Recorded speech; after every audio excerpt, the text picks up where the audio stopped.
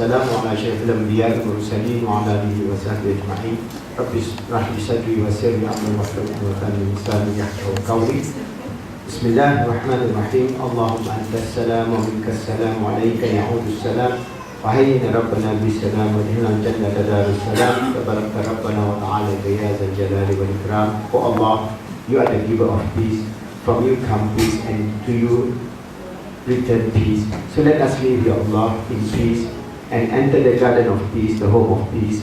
And you are our Lord, Ya Allah, the most exalted, the Lord of mercy and bounty. Ameen. Alright, so this afternoon we will do more of a free flow coaching and mentoring. If you have no question, then we have some exercises to do. And we have our PIP, Positive Islamic Psychology handbook, alright, which you have with you. If you have any question, then I will try to answer as much as possible. Okay, and then we have the flip chart here, and then we will discuss until inshallah 4:40 until you are happy to get some more updates from me, inshallah. Okay, so we start with any question or any clarification of the today's course that you want to know some more details, especially practical application. How you're going to go about with it, and what are the necessary solutions that you want you can implement at your, for example, at your personal level, with your family, with your children, with your small group, halakha group, or then later on at a higher level, or even global issues that you feel we Muslims have to tackle in a way that is useful for the development of Ummah in the future. So inshallah. So any question, there's a mic there, wireless mic there. You just flip on and then ask your question, then inshallah we will try to answer. Okay, Jazakallah.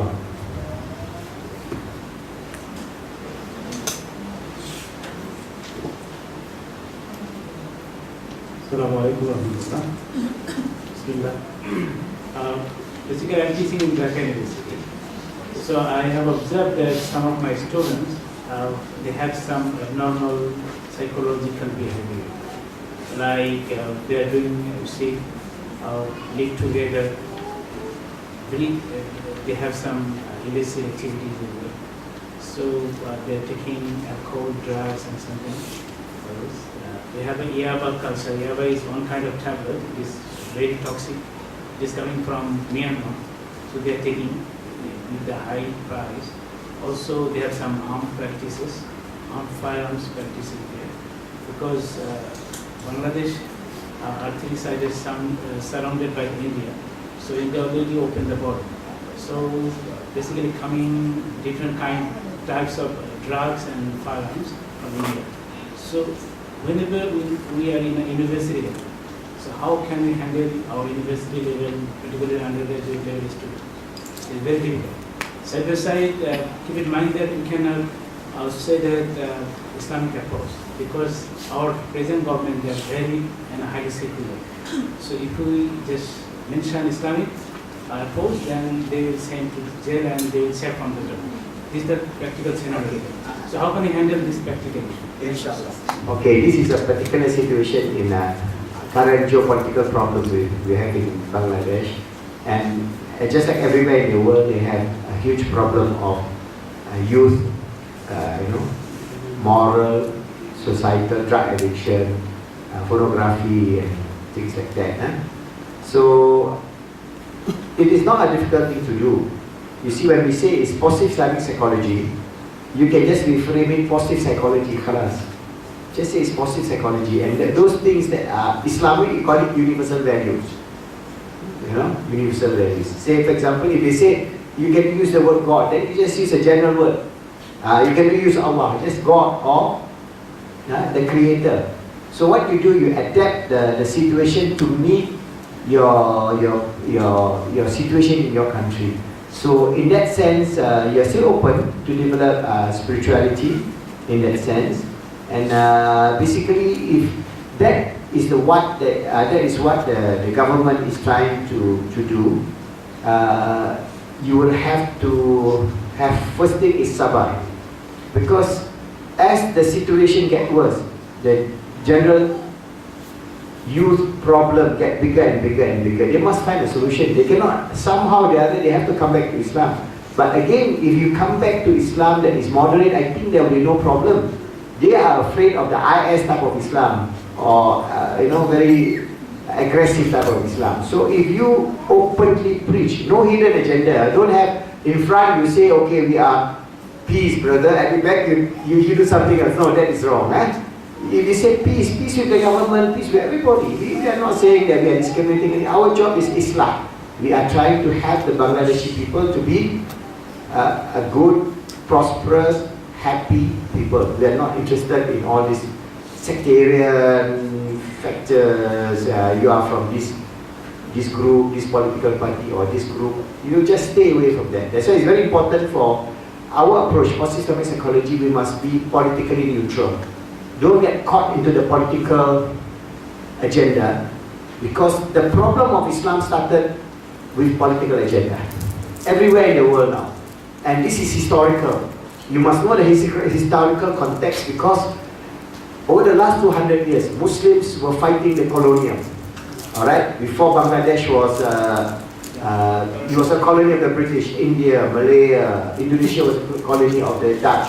So we have Muslim scholars and fighters were the best fighters against the colonial, and they used Islam as a base to fight the colonial.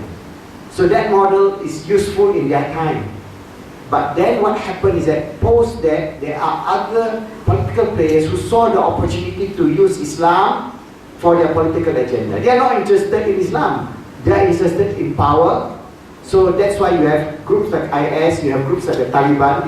They are not anyway adhering to values. They are adhering to how can I get power.